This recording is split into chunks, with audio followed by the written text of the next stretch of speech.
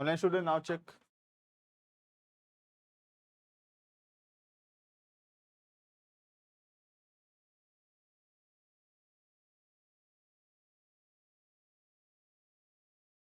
देखना. So total there are 4 reasons of fall in the value of the asset. ठीक है. सबसे पहला रीजन है यूसेज. यूसेज का मतलब होता है मैं कोई एसेट को यूज कर लिया तो पुराना हो गया तो उसका वैल्यू कम हो गया. एग्जाम्पल के तौर पे स्क्रीन का एग्जाम्पल दिया था तो मैं 10,000 में खरीदा था, लेट से 1 साल पहले. ठीक है, 1 साल पहले I have bought the asset for 10,000. अब मैं 1 साल इसको यूज कर लिया. ठीक है, 1 साल इसको मैं यूज कर चुका. जब मैं 1 साल इसको यूज कर लिया, अब इसका जो वैल्यू है वो 6,000 हो गया है. 4,000 रुपये वैल्यू कम हो गया. क्यों कम हो गया? यूज करने के वजह से. को बोलते हैं यूसेज.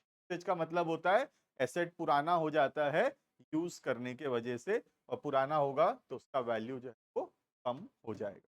क्लियर है? सेकेंड होता है टाइम. देना यूसेज और टाइम में क्या फर्क है, ध्यान देना. ठीक है, आज सोच लो कि मैं ये स्क्रीन खरीदा, लेट से 10,000 में खरीदा. ठीक है, मैं इसको यूज ही नहीं किया, कार्टन में पैक्ड है, खोला भी नहीं हूं. ठीक है, 2 साल हो गया कार्टून में पैक करके रखा हूं, खोला भी नहीं हूं, तो नहीं किया हूं.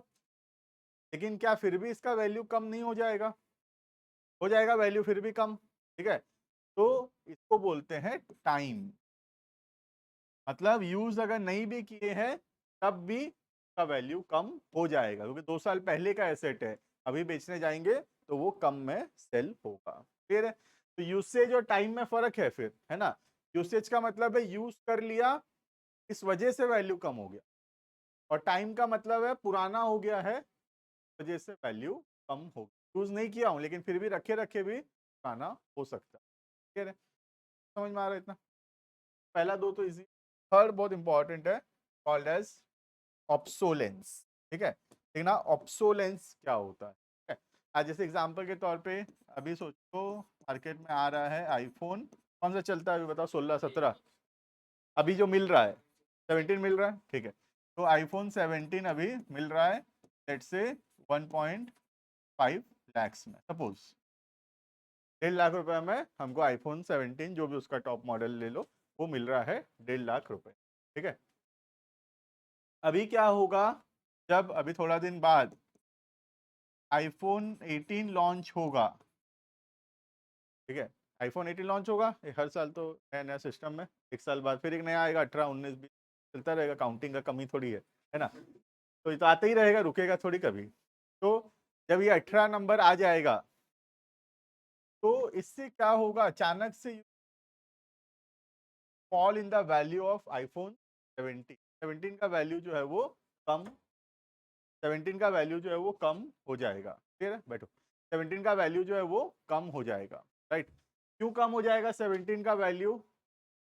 कि मार्केट में एक नया मॉडल आ गया है आईफोन 17 का. में कोई दिक्कत थोड़ी है, 17 में खराब चल रहा था क्या? 17 चल रहा था, खराब तो 1.5 लाख में लिए, खराब थोड़ी चल रहा था, ठीक ही चल रहा था वो भी. लेकिन 18 आने से 17 खराब चलने लगता है अचानक से. क्यों? क्योंकि मार्केट में 18 आ गया है अभी. समझ में आ रहा है ना. तो जब मार्केट में कोई नया टेक्नोलॉजी आ जाता है, कोई नया अपग्रेडेड वर्जन आ जाता है कोई भी का, तो अचानक से क्या होता है, तो पुराना वर्जन है उसका वैल्यू अपने आप ही कम.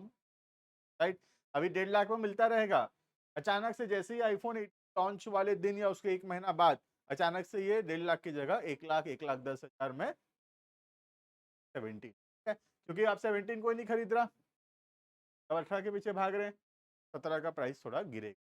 वो क्या बोलते हैं,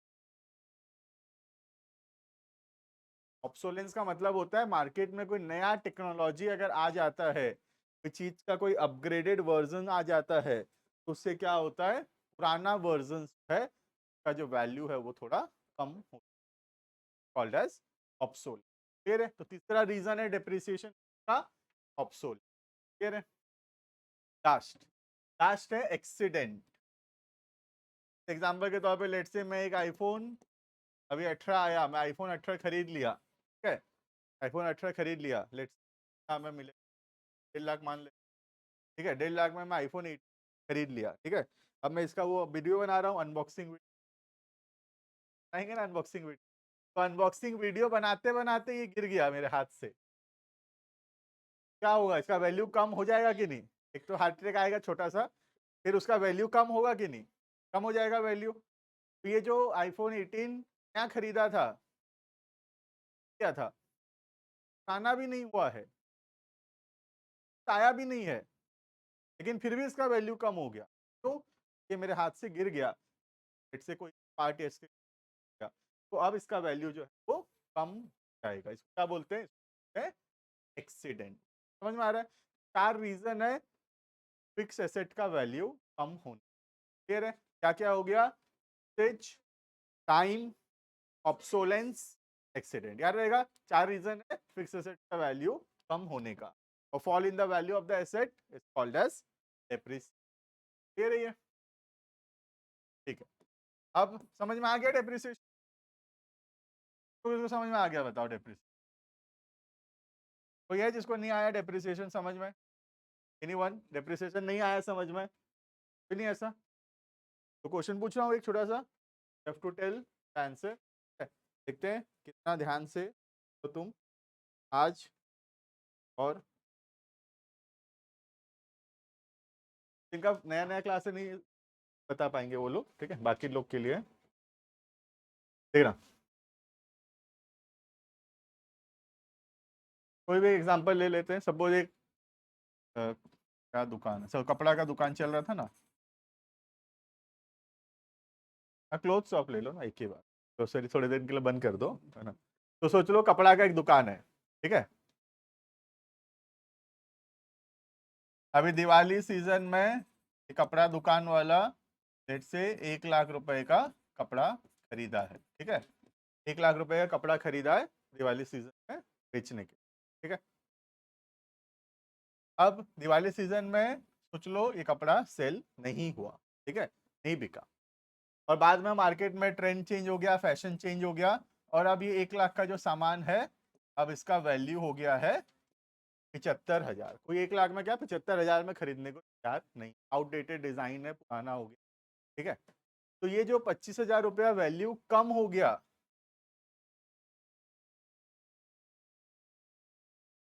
पहले तो 2 क्वेश्चन है, is it called depreciation, if yes what is the reason, बताओ। Obsolescence is the reason, this fall in the value is called as depreciation, and obsolescence is the right. और एक गलत है, और बताओगे तो सही हो सकता। मैं बोला ना ध्यान से सुनना क्वेश्चन,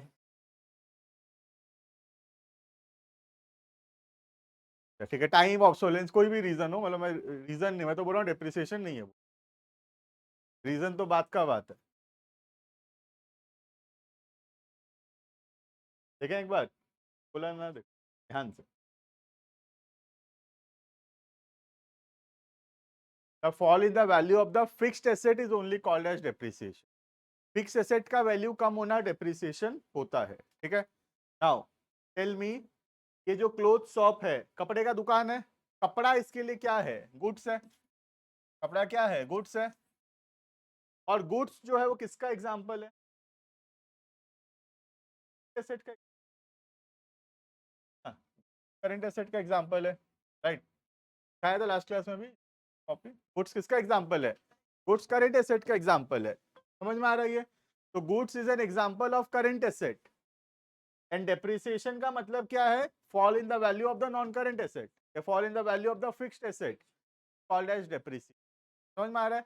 तो ये जो 25,000 रुपए कपड़ा का वैल्यू कम हो गया है अकाउंट्स में, इसको डेप्रिसिएशन, समझ में आ रहा है? Can not call this as depreciation, because depreciation का मतलब होता है fall in the value of the fixed asset, fixed asset का वैल्यू कम होना। समझ में आ रहा है? अगर कोई चीज फिक्स्ड एसेट नहीं है तो उसका वैल्यू कम होना अकाउंट्स में डेप्रिसिएशन नहीं होगा। क्लियर है? जैसे यहाँ पे यू कैन सी, कपड़े दुकान के लिए, मैं स्पेसिफिकली बोला था कपड़ा दुकान है ये, ठीक है। कपड़े दुकान के लिए कपड़ा जो है वो गुड्स है, और गुड्स जो है वो करंट एसेट है। गुड्स करंट एसेट है। अब करंट एसेट का अगर वैल्यू कम हो रहा है तो उसको हम डेप्रिसिएट, ठीक है, आगे पढ़ेंगे वैसे हम लोग, but this is called as a loss. Loss हो गया बिजनेस, 25,000 का वैल्यू कम हो गया, but not called as depreciation, ठीक है, क्लियर है इतना। नेक्स्ट पहले एक्सपेंडिचर पढ़ेंगे, फिर बीच में एक पॉइंट छोड़ दें वो पढ़ेंगे। आई थिंक पॉइंट नंबर तुम्हारे हिसाब से 15 होगा ये, है ना, make it 15, okay.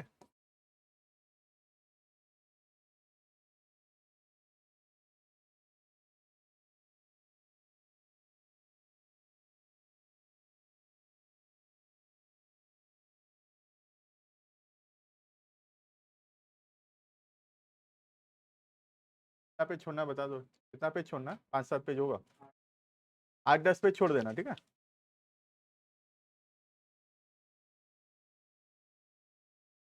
Heading point number 15 called as expenditure, ठीक है, देखना, what do you mean by the word expenditure. Expenditure क्या होता है, ठीक है, तो एक्सपेंडिचर सिंपली मींस खर्चा होना, ठीक है, एक्सपेंस होना, खर्चा होना, इज कॉल्ड एज एक्सपेंडिचर, ठीक है।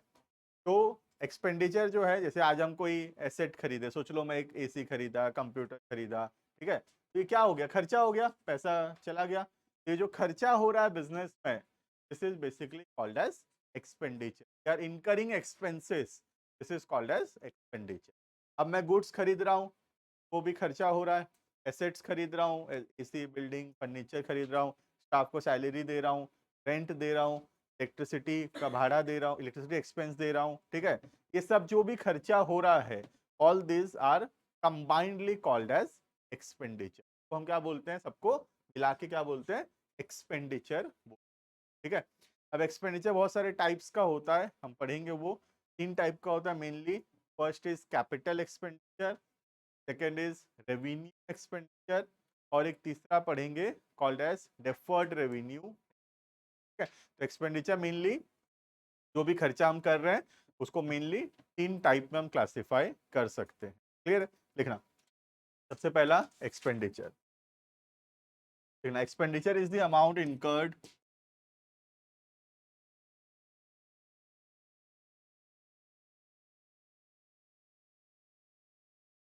Expenditure is the amount incurred, जो पैसा हम लगा रहे हैं, amount incurred for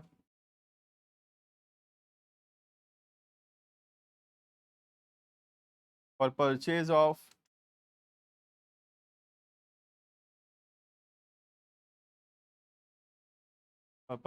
assets, goods, for purchase of assets, goods, and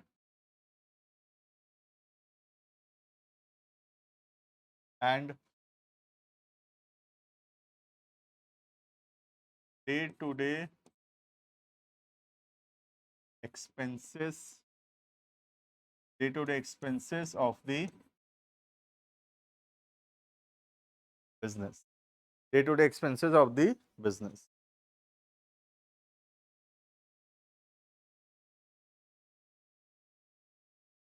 It can be of following types.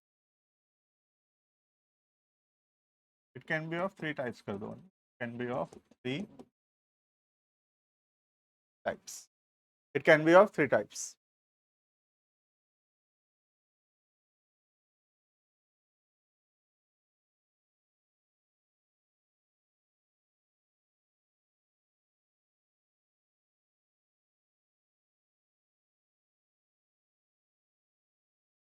ठीक है, तो एक्सपेंडिचर मेनली 3 टाइप का होता है।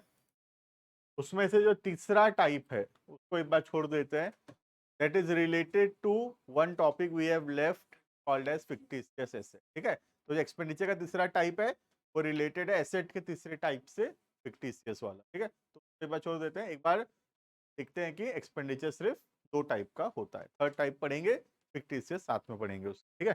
तो देखना, तो एक्सपेंडिचर मेनली 2 टाइप के होते हैं, ठीक है। एक बार तुमसे समझते हैं क्या क्या खर्चा होगा एक बिजनेस करने में, ठीक है। देखना, एग्जाम्पल के तौर पे सब एक एक खर्चा सोच लो, क्या क्या खर्चा होगा। ठीक है, मैं एक रेस्टोरेंट खोलने जा रहा हूँ।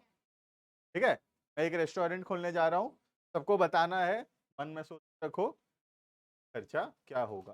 का बारी बाद में आने वाला, दो चार सोचे आना तो कोई बोल ही देगा। स्टार्ट करते हैं इधर से, बोलो अब एक खर्चा बताओ रेस्टोरेंट खोलने में, चलाने में। जमीन लगेगा, ठीक है।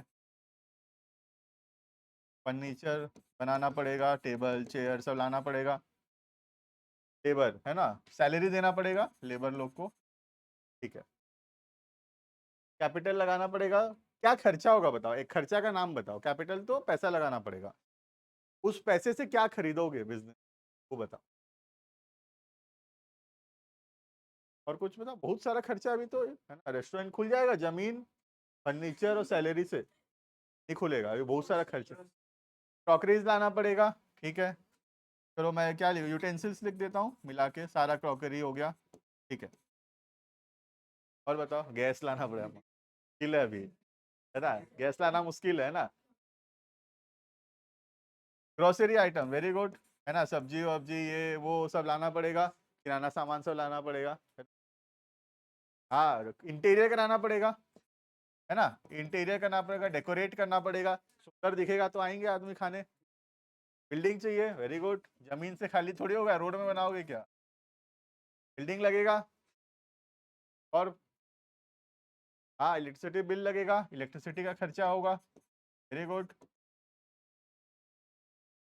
और नहीं पता खर्चा, बहुत खर्चा है अभी तो, बन जाएगा, इतना बन जाएगा। वेरी गुड, एडवर्टाइजमेंट बताते जाओ, जो बोलो। हाँ, सेफ का सैलरी दे दी, खाना बना रहा है वो। और हाँ, चेयर टेबल फर्नीचर हो गया, ठीक। ठीक है, अभी काफी हो गया, फिर भी अगर कुछ छूट गया तो बताओ अनीश। हाँ, मैनेजमेंट को सैलरी देना पड़ेगा ना, ठीक है। मशीन मशीनरीज लाना पड़ेगा, ठीक है, फर्नीचर हो गया, मशीनरी का, ठीक है। चलो ठीक है, तो इतना सारा खर्चा हमको करना पड़ेगा दुकान खोलने के लिए, रेस्टोरेंट खोलने के लिए, ठीक है। गैस भी लाना पड़ेगा, लिख देता हूँ, अभी तो मेन खर्चा है ना, गैस लाना पड़ेगा, मेन खर्चा है। तो ये सारा खर्चा हमको करना पड़ेगा रेस्टोरेंट को ओपन करने के लिए और रेस्टोरेंट को रन करने के लिए, राइट। तो एक बार ओपन हो जाएगा और स्टार्ट करके चलाने के लिए ये सब खर्चा हमको रेस्टोरेंट के अंदर करना पड़ेगा, क्लियर है। अब तुम अगर ध्यान से देखोगे, जब तुम खर्चा बता रहे थे, मैं दो साइड में लिख रहा हूं उसको फिर से, राइट। तो यू कैन टेल मी, ये जो खर्चा है, ये सब तुम ध्यान से देखो, ये सब एक बार करना पड़ेगा। ये एक बार ये खर्चा करेंगे और इसका बेनिफिट सालों साल तक मिलता रहेगा, है कि नहीं बताओ। सालों साल तक मिलेगा इसका बेनिफिट्स, है ना। जमीन, बिल्डिंग, फर्नीचर, इंटीरियर्स, मशीनरी, ये सब एक बार लगा दिए स्टार्टिंग में, तो अब 4-5 साल 10 साल आराम से ये सब जो है वो चलेगा, ठीक है। लेकिन ये जो खर्चा है, ये हमको रेगुलर बेसिस पे करना पड़ेगा, ऑलमोस्ट एवरी मंथ करना ही पड़ेगा ये खर्च। Salary, advertisement, groceries, advertisement, gas, ये सब almost every day every month हमको ये खर्चा करना पड़ेगा, क्लियर है। तो जो खर्चा हमको रेगुलर बेसिस पे करते रहना पड़ेगा, ये खर्चे को अकाउंट्स में बोलते हैं रेवेन्यू एक्सपेंडिचर, ठीक है। कौन सा खर्चा बोलते हैं इसको, रेवेन्यू एक्सपेंडिचर, ठीक है।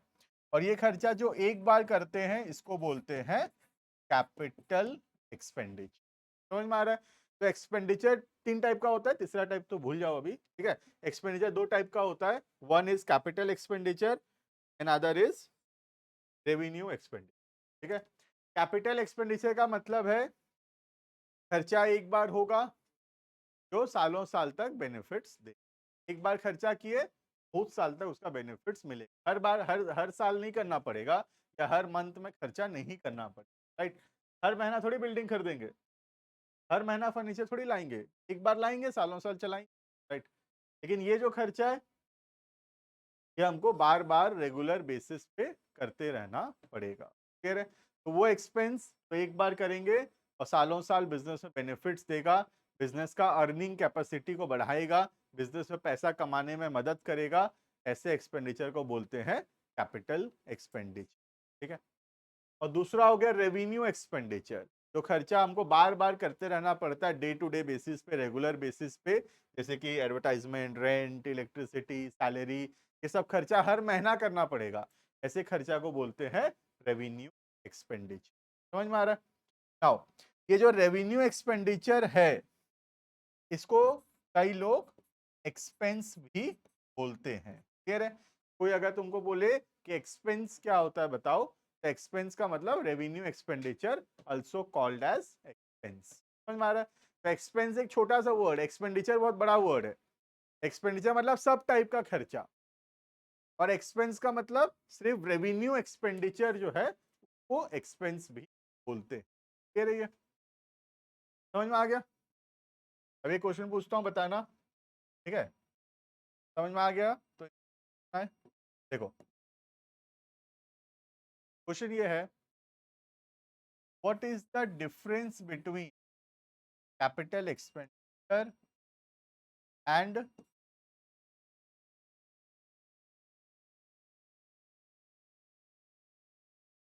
Fixed assets? और कैपिटल एक्सपेंडिचर में क्या फर्क हुआ फिर? फिक्स्ड एसेट पढ़ो एक बार, देखो तो सेम सेम टाइप का लग रहा है कि तो कुछ अलग लग रहा है। देखो पर अगर सेम लग रहा है तो फिर तो अलग अलग है ही नहीं। लास्ट क्लास में पढ़े फिक्स्ड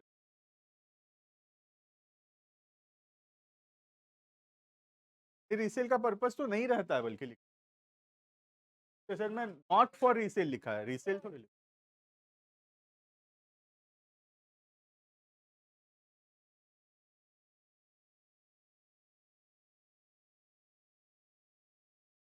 ठीक है, और थोड़ा सोचोगे बताओ।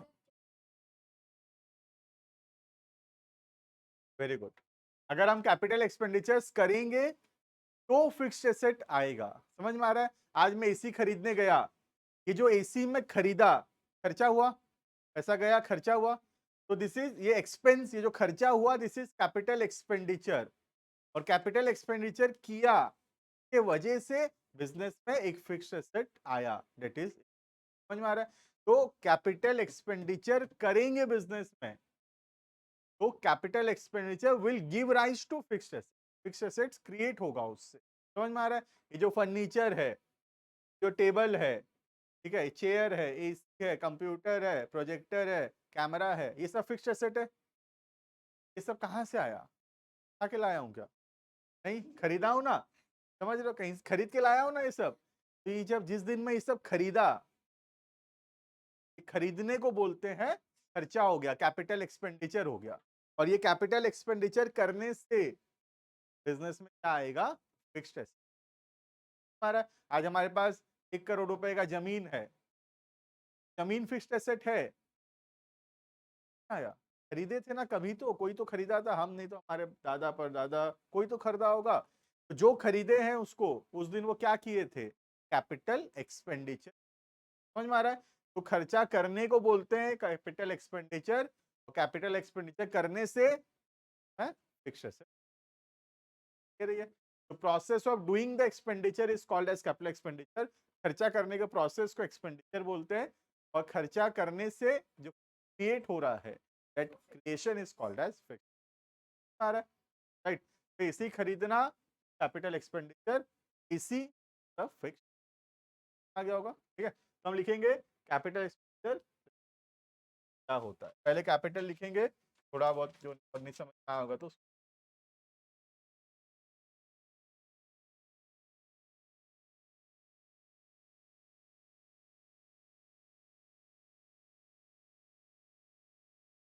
देखो, व्हाट इज कैपिटल।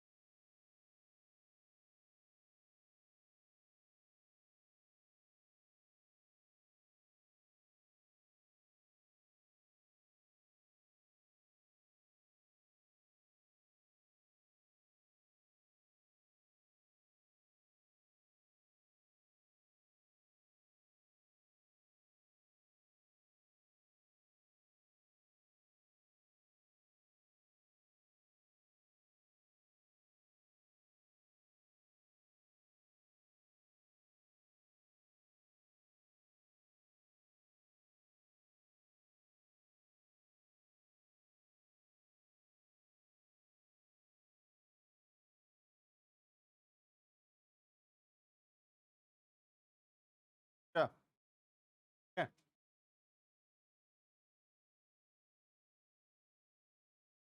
है ना? तो मैं जो बोला उसके हिसाब से अभी तक कैपिटल एक्सपेंडिचर का मतलब फिक्स्ड एसेट्स खरीदना, और ये फिक्स्ड एसेट्स हमको सालों साल तक बेनिफिट्स देता रहेगा, बिजनेस में पैसा कमाने में हेल्प करेगा, बिजनेस का अर्निंग कैपेसिटी को बढ़ाएगा। ठीक है, अर्निंग कैपेसिटी लास्ट क्लास में बताया था, पैसा कमाने की क्षमता, that is called as earning capacity. तो बिजनेस में ज्यादा पैसा कमाने में हेल्प करता है सालों साल तक, को बोलते हैं कैपिटल एक्सपेंडिचर। क्लियर है? देखना, अभी इसमें कुछ कुछ चीज समझाना बाकी है, देखते हैं, पढ़ें एक बार इसको। It is an expenditure incurred to acquire fixed asset, ये समझ में आ गया? फिक्स्ड एसेट खरीदना, ठीक है, फिक्स्ड एसेट हम खरीदे, ठीक है, ये वाला लाइन एक बार छोड़ देते हैं, और इंप्रूविंग द एग्जिस्टिंग एसेट, इसको छोड़ देते हैं, which will increase the earning capacity, और ये फिक्स्ड एसेट क्या करेगा? बिजनेस का अर्निंग कैपेसिटी को बढ़ाएगा, बिजनेस में पैसा कमाने में हेल्प करेगा, राइट? आज हम कोई फिक्स्ड एसेट खरीदते हैं तो वो फिक्स्ड एसेट हमको बिजनेस में हेल्प करेगा पैसा कमाने में। क्लियर? बिजनेस का अर्निंग कैपेसिटी को बढ़ाएगा, जो कि बेनिफिट्स देगा कब? सालों साल, benefits of long term, long term मतलब मोर देन 12 मंथ, ठीक है, लॉन्ग टर्म में बेनिफिट्स देगा। एग्जांपल हो गया, सोच लो हम कोई मशीनरी खरीदे, या फिर कोई फर्नीचर खरीदे, कोई कंप्यूटर खरीदे, ये सब एग्जांपल हो गया कैपिटल एक्सपेंडिचर। समझ में आ रहा है इतना? अभी सिर्फ ये वाला वो लाइन नहीं समझाया हूँ, ये लाइन अभी नहीं पढ़े हैं, छोड़ के बाकी समझ में आ रहा है कि नहीं देखो, ठीक है, क्लियर है इतना? बाकी ये जो हाईलाइट किया इसको छोड़ के बाकी क्लियर है कि नहीं देखते हैं। फिक्स एसेट खरीदना जो कि बिजनेस का अर्निंग कैपेसिटी को बढ़ाएगा, सालों साल तक बेनिफिट्स देगा। एग्जाम्पल हो गया मशीन खरीदना, फर्नीचर खरीदना, कंप्यूटर खरीदना, सब एग्जाम्पल है कैपिटल एक्सपेंडिचर का। क्लियर है? और ये मशीन, फर्नीचर, कंप्यूटर, ये सब क्या है? ये सब फिक्स्ड एसेट है। समझ में आ रहा है?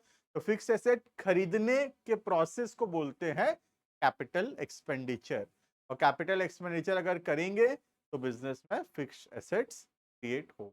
समझ में आ रहा है? क्लियर है? नेक्स्ट, ये जो एक है इसको समझेंगे अभी, इंप्रूविंग द एग्जिस्टिंग एसेट, इसका मतलब क्या होता है देखना। एग्जांपल देता हूं, ठीक है, सोच लो आज मैं एक एसी खरीदा, ठीक है, I have bought N AC for 50,000, खरीदा मैं 50,000 रुपए में, ठीक है, तो ये जो 50,000 रुपए में मैं एसी खरीदा, ये कौन से एक्सपेंडिचर है? कैपिटल की रेवेन्यू, कैपिटल एक्सपेंडिचर है, एसी फिक्स्ड एसेट है, और ये सालों साल तक मेरे को बेनिफिट्स देता रहेगा, ठीक है। तो ये जो 50,000 का मैं एसी खरीदा, this AC purchasing is example of a capital expenditure, right? ठीक है, अब हर महीना ये एसी चलाता हूं तो बिल आता है, आएगा बिल, आऊंगा तो इलेक्ट्रिसिटी का बिल भरना पड़ेगा हर महीना। तो ये जो इलेक्ट्रिसिटी का बिल मुझे हर महीना भरना पड़ता है एसी का, इलेक्ट्रिसिटी बिल क्या है? Revenue expenditure. ये जो इलेक्ट्रिसिटी का खर्चा हो रहा है हर महीना एसी चलाने में, क्या है? रेवेन्यू एक्सपेंडिचर है। तो हर महीना, ये हर एक साल में सर्विसिंग कराता हूँ, कराना पड़ता है एसी सर्विसिंग, वरना ठंडा नहीं करेगा।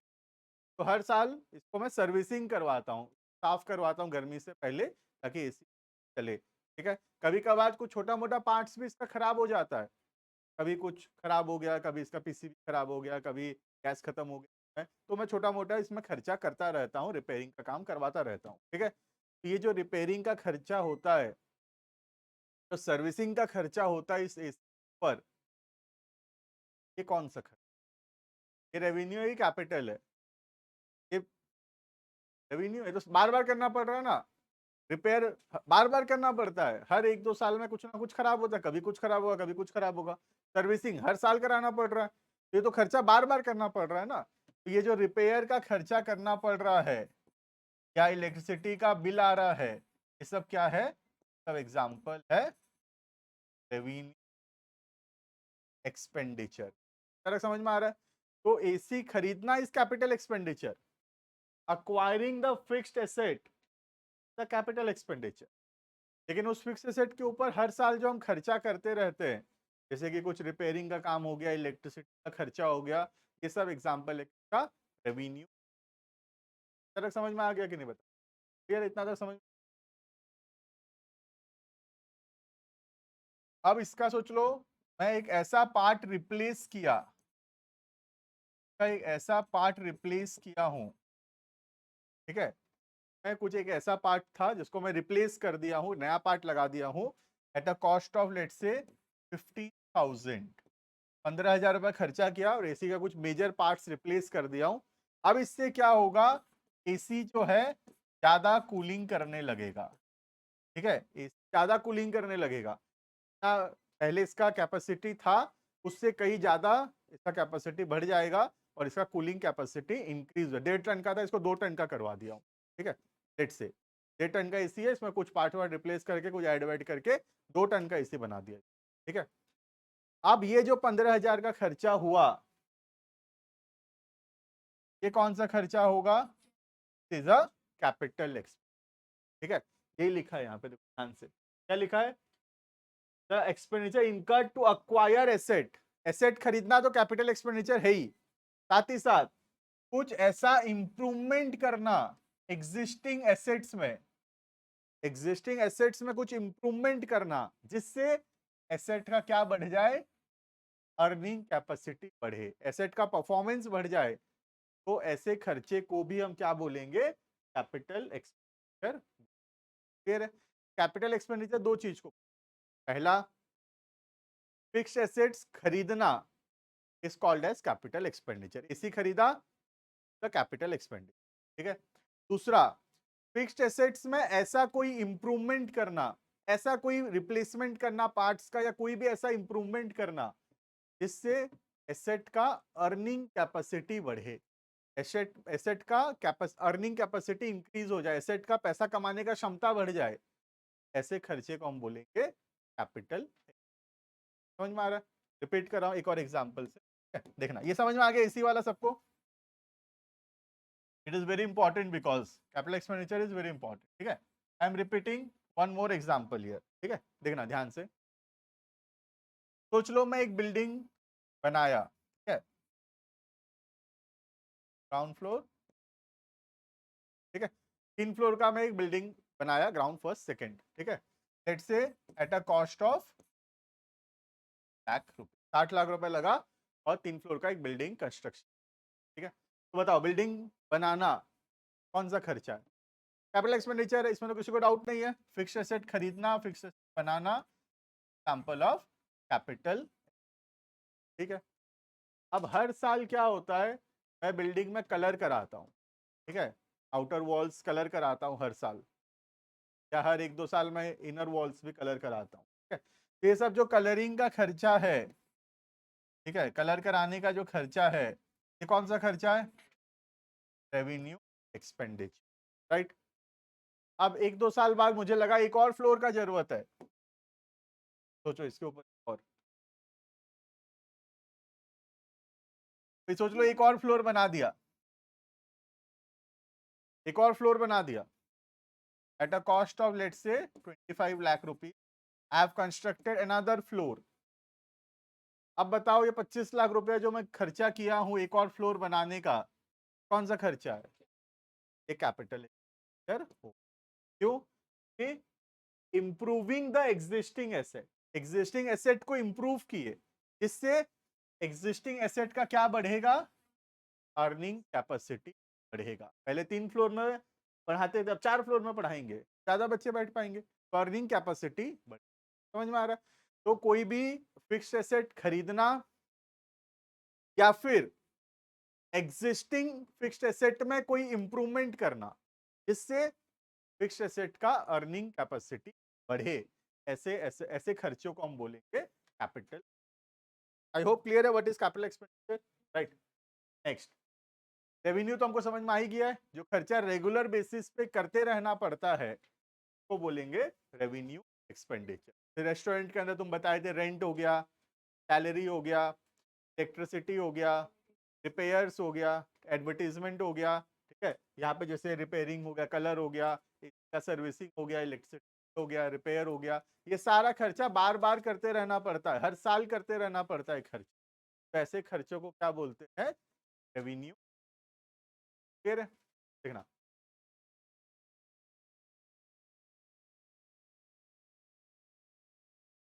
ये वाला अभी नहीं पढ़े इसको। Revenue expenditure is the expenditure incurred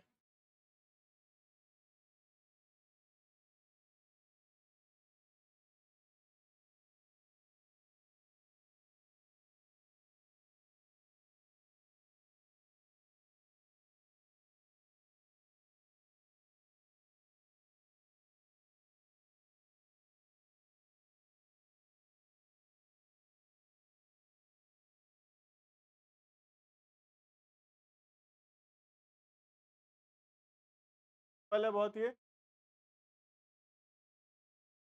revenue expenditure is the expenditure benefit of which consumed counting, counting period है 12 महीने का, बेनिफिट्स 12 महीना के अंदर अंदर खत्म हो जाता है, जो खर्चा हमको बार बार करना पड़ता है, ऐसे खर्चों को है कैपिटल रेवेन्यू।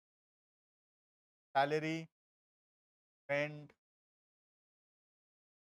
सब एग्जांपल है का। फिर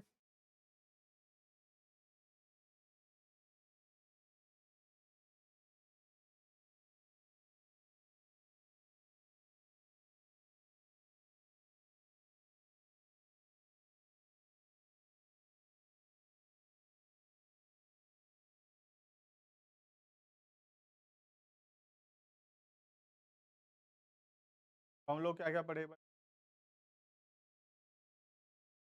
टाइप्स का थर्ड टाइप बचा हुआ है, और वो पढ़ने के बाद फिर वो देखना हम लोग क्या क्या पढ़े आज। सबसे पहला, we have started from the word depreciation. Depreciation means fall in the value of the fixed asset, not asset, fixed asset. ठीक है, करंट एसेट का वैल्यू कम हो जाएगा तो उसको right, fall in the value of the fixed asset called as depreciation. Depreciation का 4 reason हो सकता है, time, obsolescence, accident, right. 4 reason होता है डेप्रिसिएशन का, किसी भी एसेट का वैल्यू कम होने का 4 मेन होता है, यूसेज, टाइम, ऑब्सोलेंस। फिर डेप्रिसिएशन हमारे बिजनेस खर्चा है, एक्सपेंस है। तुम बताओ डेप्रिसिएशन कौन सा expense? Capital, revenue? Capital expenditure है कि रेवेन्यू? डेप्रिसिएशन हर साल हो रहा है, एक बार हो रहा है? हर साल हो रहा है, हर साल पुराना हो रहा है। आज सोचो मैं 50,000 में खरीदा था, एग्जाम्पल देता हूँ, 50,000 में खरीदा था, एक साल बाद बेचने जाऊंगा तो 45 में बिकेगा, 2 साल बाद बेचने जाऊंगा तो 40, 3 साल बाद और कम, 4 साल बाद और कम, 5 साल बाद और कम, जैसे जैसे पुराना